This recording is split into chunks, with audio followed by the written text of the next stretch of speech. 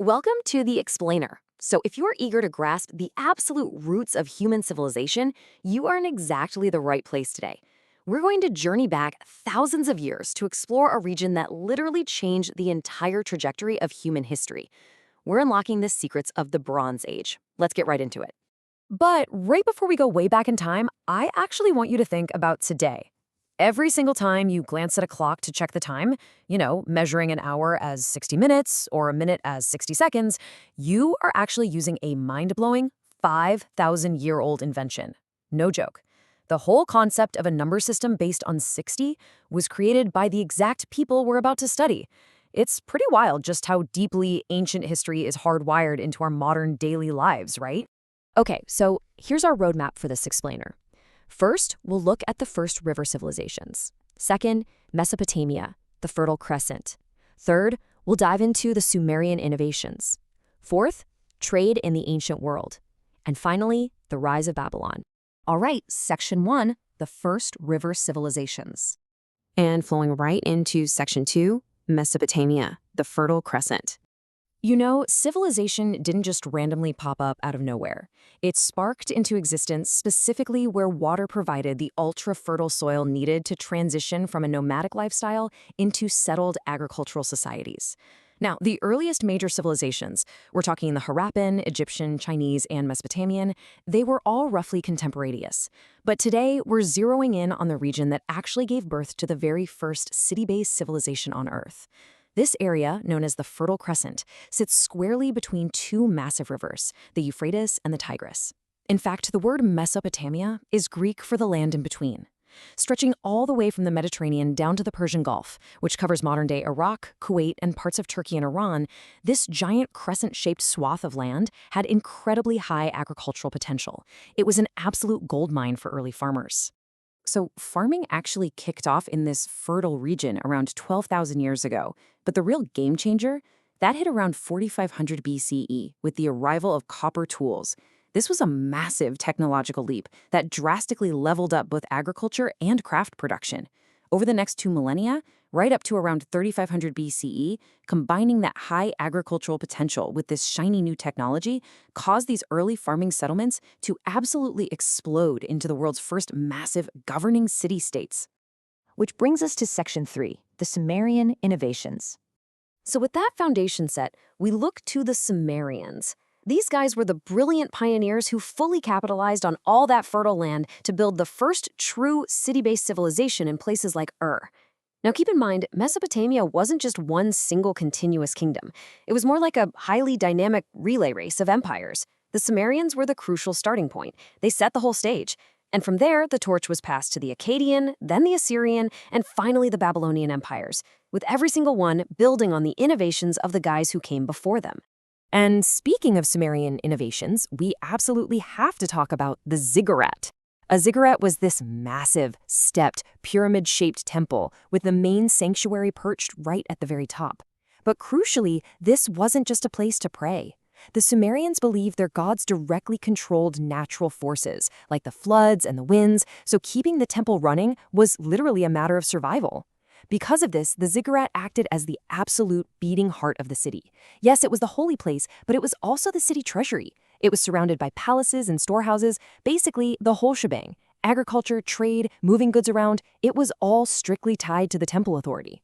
Sumerian life literally revolved around the ziggurat. It's a perfect illustration of just how inseparable their religion, their farming, and their economy really were. But honestly, perhaps their most monumental leap forward was in how they communicated.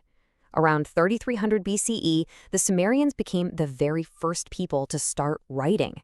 Their system is called cuneiform. They would take a sharp, wedge-shaped reed stylus and press it into damp clay tablets to make hundreds of distinct little marks. And this was a total game changer. It allowed them to record their laws, their great myths, huge epics, and all their incredibly detailed farming and craft ledgers.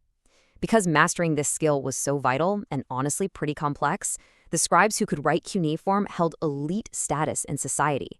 They were sitting right up there alongside the high priests and priestesses. So think about this for a second. How does our understanding of a civilization change when its script is finally deciphered?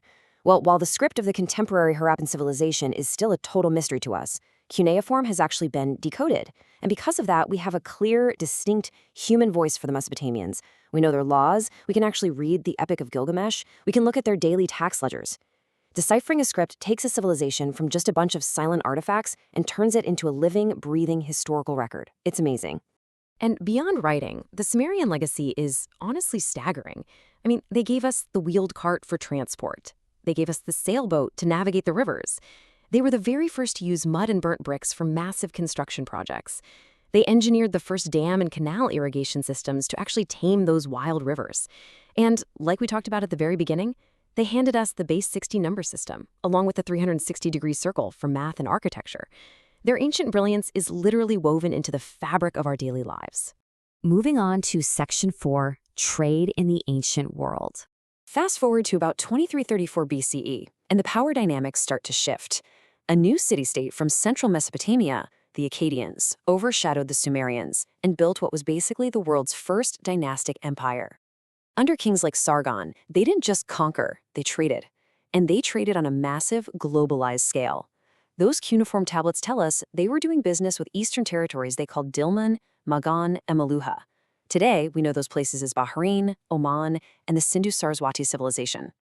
By trading their own resources for things like ivory, timber, gold dust, and copper, the Akkadians created a highly interconnected ancient world.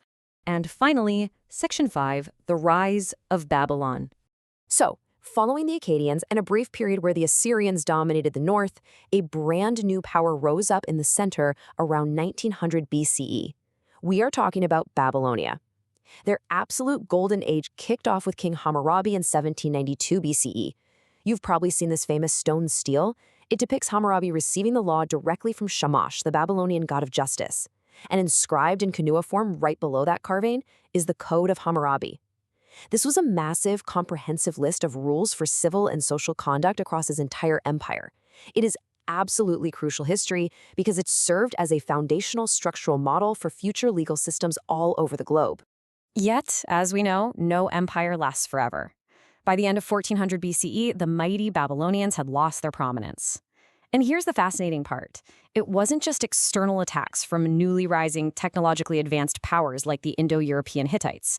Their decline was actually heavily driven from within. Increasing environmental degradation and intense pressure on their agricultural lands created massive internal economic problems. These issues gradually crippled their control.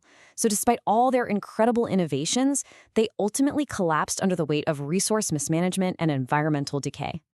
We've seen their mind-blowing innovations, their massive trade networks, and their foundational laws. But I want to leave you with this. If environmental degradation and resource pressure could topple the mighty, highly advanced Babylonians, what lessons should we be taking away for our own modern empires? It's a pretty powerful reminder that ancient history directly mirrors our present challenges. The way we manage our natural resources today really does determine whether we continue to thrive or whether we too eventually fall. Thank you so much for joining me for this explainer.